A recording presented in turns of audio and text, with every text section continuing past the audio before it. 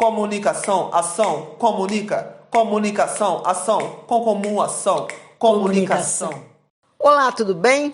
Começa agora o Pod Suzy, um programa com assuntos inspiradores sobre projetos e ações de pessoas que fazem a diferença e contribuem para um mundo melhor, realizados com comum ação. Como diz o poeta, é impossível ser feliz sozinho. Estamos juntos. E o Pod Suzy volta em 2023 com tudo, com uma entrevista mais do que especial. Eu converso com a Natiele Lorena Bernardo, de 16 anos. A Natiele vai contar agora a história que ela viveu no início deste ano, no dia 14 de janeiro, onde ela teve um acidente em que caiu, bateu a boca e perdeu 3 dentes da frente. Por conta disso, ela vai passar por um longo processo de tratamento especializado para recompor os dentes e voltar a ter um sorriso lindo como sempre foi. Só que a Natiele gravou um vídeo no Instagram, onde em pouco mais de um mês ela teve 40 mil visualizações. O vídeo viralizou por conta dessa história, que começa desde quando ela era bebê, aos 9 meses, em um orfanato. Aos 9 meses, eu tive uma denúncia de que eu ficava sozinha em casa, que meus pais me deixavam sozinha em casa quando eu era apenas um bebê. E assim, com essa denúncia de uma vizinha, eu fui para o conselho tutelar, acabei indo para o orfanato, onde vivi até os 5 anos. Aos 3 anos, pedi para uma cuidadora, que hoje é minha mãe adotiva, que me adotasse. Mas ela me deu uma série de questões sobre não ter mais os mesmos amigos, ter que mudar de escola, não ter os mesmos brinquedos. E aí eu disse que preferia ficar, então, lá onde eu morava. Aos 4 anos, 5 anos mais ou menos, eu pedi novamente, ela repetiu as condições e ela conta que eu dizia que eu já era grande para a escola e que estava tudo bem. Então, desde aí a gente começou o processo de adoção e com 5 anos eu já estava na casa nova. Você nunca teve, hoje você tem 16 anos, você nunca teve dificuldade em falar para as pessoas, em assumir que você é uma menina adotada, que você convive com pais que não foram os seus pais, que não são os seus pais biológicos? Não, muitas pessoas veem como um abandono de família. Eu vejo como um acolhimento de uma família. Então, para mim, sempre foi muito leve, eu sempre soube da minha adoção. Então, para mim, nunca teve muita importância, assim, no sentido negativo. Esse acidente, que como o próprio nome diz, é um acidente, acontece sem a gente esperar, envolvendo uma circunstância difícil e complicada, e te afetou principalmente a estética, no visual, no rosto. Como é que você está lidando com isso? Nos primeiros dias foram de maior dificuldade por conta da estética realmente, das dores, dos remédios fazerem mal, também muito sangramento. Então, os primeiros dias foram mais difíceis. Mas, assim, quando eu tive a certeza de que teria um bom tratamento, que teria pessoas muito cuidadosas cuidando de mim, pessoas que me acolhiam, eu não senti mais diferença. Para mim, eu sempre fui uma adolescente, né, a idade mesmo, sempre ligou muito com a estética e tudo mais. E eu mesma me surpreendi com a forma como eu levei tudo, porque a estética era o de menos pra mim. Era quem eu sou, não mudei interiormente, e o que mudei foi pra melhor, pra ver o mundo de uma forma diferente.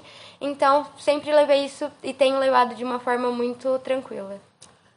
Como é que é isso de levar a vida de uma forma diferente? O que o acidente mostrou pra você? Eu precisei ver o acidente de formas diferentes, de pontos de perspectivas diferentes, de pessoas diferentes. Porque no momento em que eu me importava só com a minha visão, eu ficaria muito preocupada. Porque foi algo muito traumatizante, assim. Mas a partir do momento que eu comecei a ver com os olhos das outras pessoas na situação, eu comecei a ficar mais tranquila e ver que tudo tinha um propósito realmente. Como por exemplo? Eu comecei a ver a situação por perspectivas diferentes. Por exemplo, com o acidente eu tive muito mais proximidade com minhas primas mais velhas, que me apresentaram perspectivas da família de que já viviam coisas difíceis e que já enfrentavam batalhas muito difíceis, coisas que antes do acidente eu não via dessa perspectiva. Então, foi algo trabalhado dentro de mim, de que muitas pessoas passaram por isso e nem por isso a vida delas estacionaram. E que não poderia ser diferente comigo, que aconteceu, mas não podia voltar atrás, e que a forma de seguir em frente seria tirando um lado bom de tudo isso. E isso você está conseguindo? Sim, eu tenho ajudado muitas pessoas me procuraram contando que também tinham uma história de vida difícil e que não sabiam por onde começar.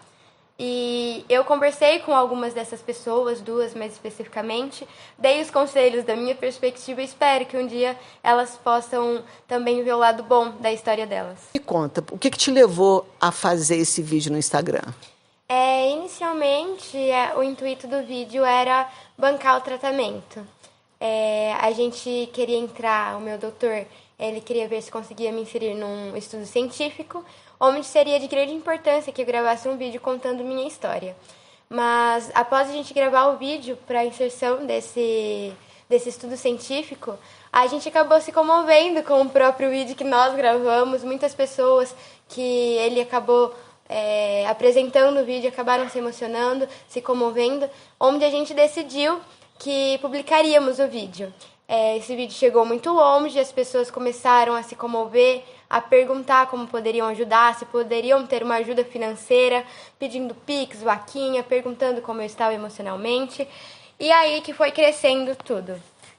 Nessa viralização do vídeo, você recebeu mais de 100 mensagens, muita gente conversou com você pelo direct no Instagram. O que elas perguntam, o que elas te dizem nessas mensagens? Principalmente a mensagem mais comum que recebo é sobre a minha força, sobre como as pessoas não lidariam com a situação da forma que eu lidei, tão tranquilamente, saindo normalmente, conversando sobre o assunto de forma tão tranquila. Então, 90% das mensagens são esses elogios conforme a minha força com tudo isso. E é isso mesmo? Você tem toda essa tranquilidade? Sim, desde o começo, eu acho que o momento de maior desespero que eu teve não foi nem no momento da queda, mas no momento da cirurgia que eu tive que realizar no mesmo dia, no mesmo instante. E o que me tranquilizou foi que eu vi uma imagem de Nossa Senhora, nesse momento que foi tão difícil no consultório que a gente estava. E aí eu fiquei mais tranquila, eu fechei o olho, não quis ver o procedimento, mas fui levando de uma forma bem tranquila todo o resto. Agora, você trata de um outro ponto de vista muito importante para a sua faixa etária, que é a fé. Isso te ajuda realmente? Sim, para muitas pessoas a força seria o apanhar e não cair. Para mim, a força é você apanhar, cair, sangrar, chorar, mas sabendo que em algum momento você vai precisar levantar e ajudar outras pessoas que estiveram caídas ou por motivos iguais, semelhantes, ou por motivos diferentes também. E nesse sentido, eu tinha me perguntado muito se a força seria uma necessidade ou se seria uma escolha de cada pessoa. E eu cheguei à conclusão de que as duas coisas, porque se todos nós nascemos fortes, que é isso que eu acredito, isso é uma necessidade, senão não nasceríamos assim.